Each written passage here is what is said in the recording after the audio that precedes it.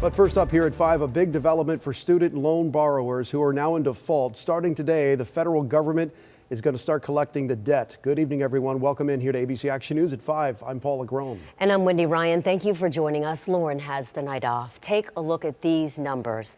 The Education Department says about 5 million people are in default, which means they have not made a payment in more than 270 days. And another 4 million are seriously delinquent or more than 90 days late. It's something several people we spoke with today say they're trying to stay on top of. So I had saved up money and I made a pretty substantial payment at that point, just to help with the monthly payments. And since then I've just kept the interest. I don't let the interest accrue, and I just keep paying them. ABC Action News reporter Mary O'Connell is dedicated to covering all things related to education, and she has been on top of this story since the federal government announced it would start collecting those payments just 2 weeks ago. And tonight, she is following through with a look at what you can do if you're currently in default.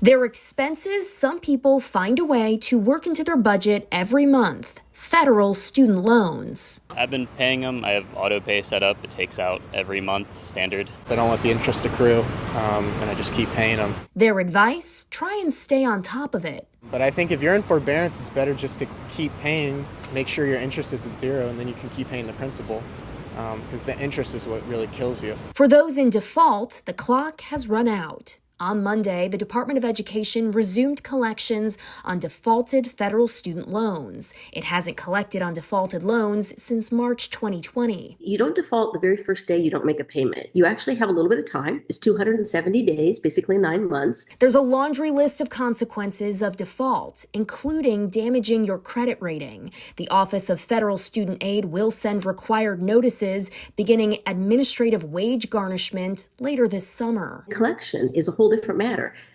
It's actually easy for the federal government to collect on a federal student loan by simply intercepting a tax refund that's due.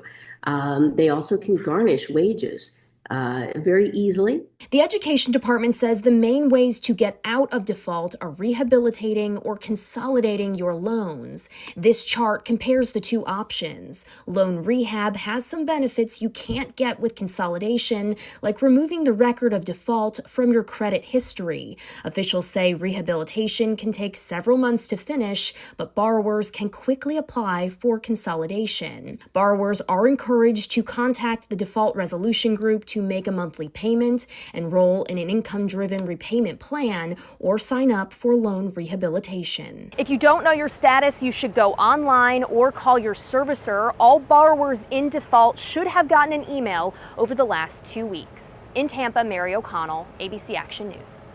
Mary, thank you. So here's how we got here. The Trump administration paused student loan payments in March of 2020 due to the COVID-19 pandemic. It also paused interest on those loans. That pause ended in September of 2023. And borrowers were not penalized for missing a payment until October of 2024. Then in August of 2022, President Joe Biden announced $20,000 in student loan forgiveness to Pell Grant recipients and $10,000 in forgiveness to all other borrowers. But in June of 2023, the Supreme Court ruled Biden had overstepped his authority and struck down that relief.